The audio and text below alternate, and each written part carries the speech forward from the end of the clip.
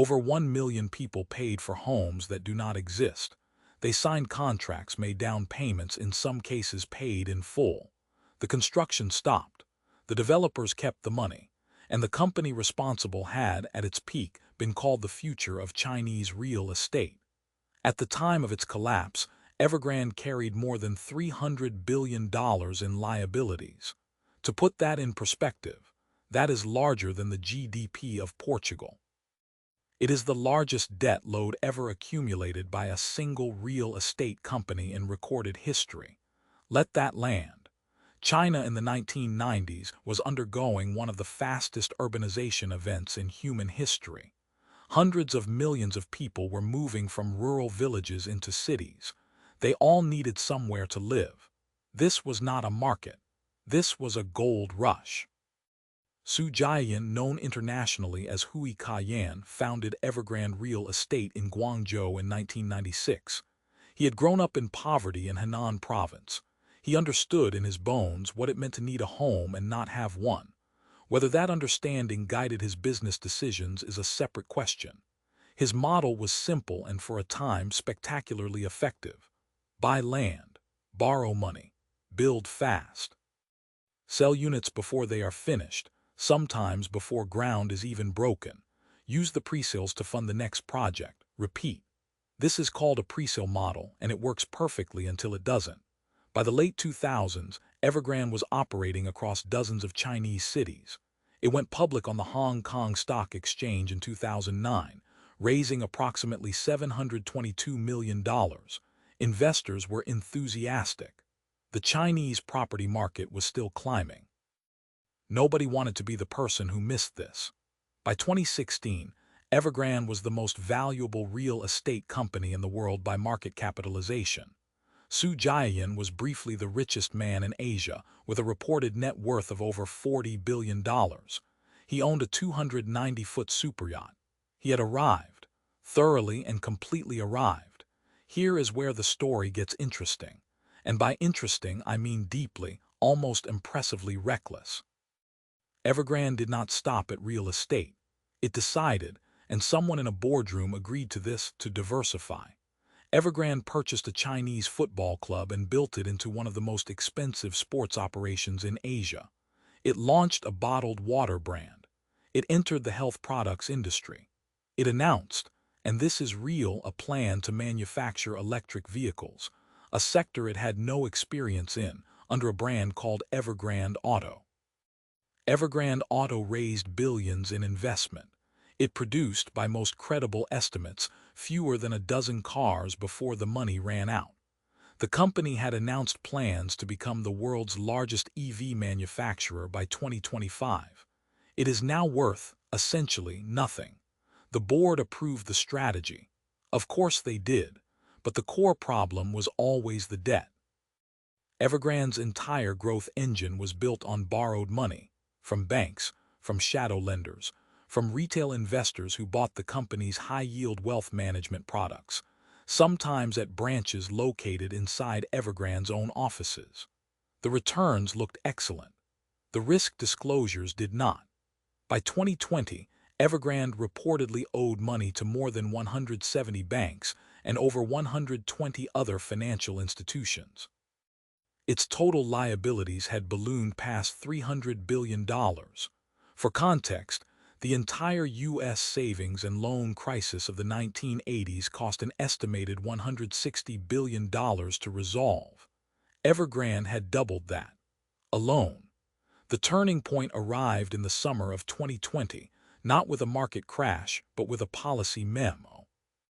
The Chinese government, alarmed by the dangerously leveraged state of its property sector, introduced what became known as the Three Red Lines, a set of hard financial limits that developers had to meet to qualify for new borrowing.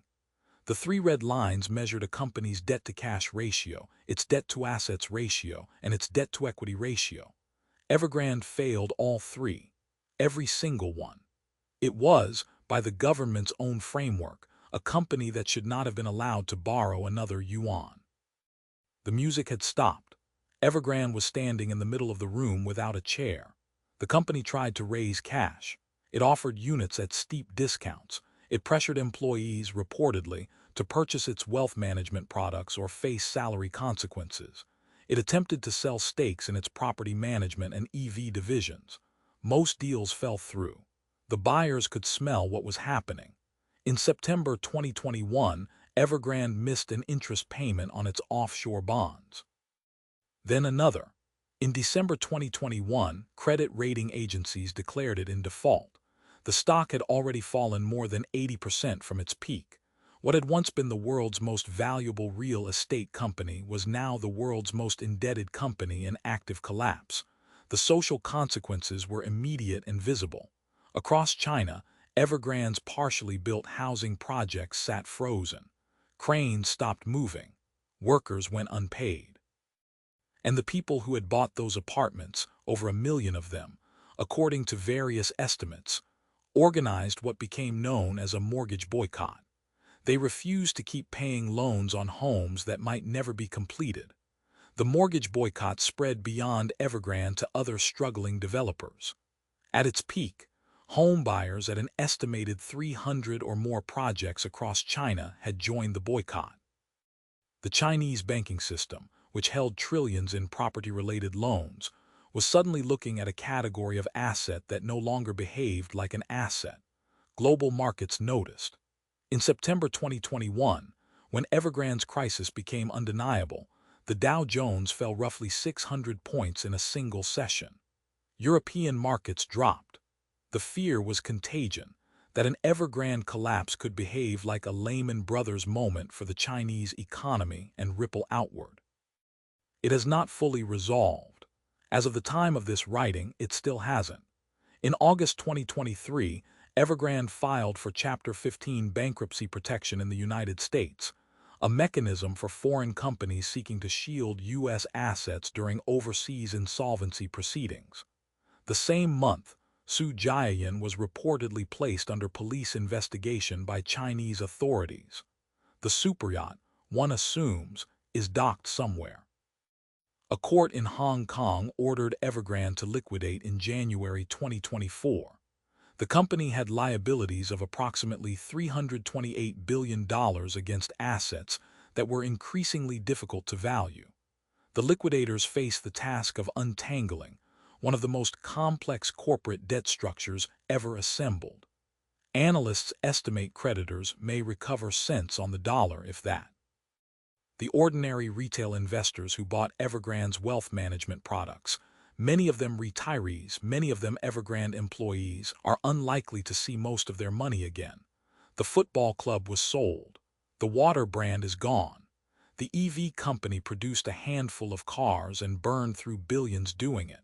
The homes remain unbuilt. Here is the lesson, and it is not complicated. Scale is not the same as stability. Evergrande built the appearance of a thriving empire on a foundation of borrowed money, presold promises, and a regulatory environment that, for 2 decades, chose not to look too closely.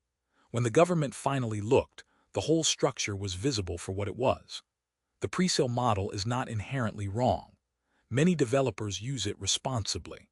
But when you owe $300 billion and your business depends on the next loan to fund the last promise, you are not running a company. You are running a clock, and clocks eventually stop. Evergrande's story is not just about one reckless billionaire. It is about a system, banks, regulators, investors, ratings agencies, and a government that needed the property sector to keep performing, that collectively agreed to look away for long enough that the problem became impossible to solve quietly. They all had reasons. None of the reasons were good enough. Over 1 million families are still waiting. Some of those homes will eventually be built. The Chinese government has pushed for project completions as a political priority, but many will not. And the people who paid for them will spend years in legal proceedings trying to recover money from a company that has none left to give. The Fire Festival had the decency to only ruin a weekend. If you found this story as darkly fascinating as we did, the collapse of Lehman Brothers, the last time the world asked whether one company could bring down the global financial system, is next. Subscribe for more hidden empires.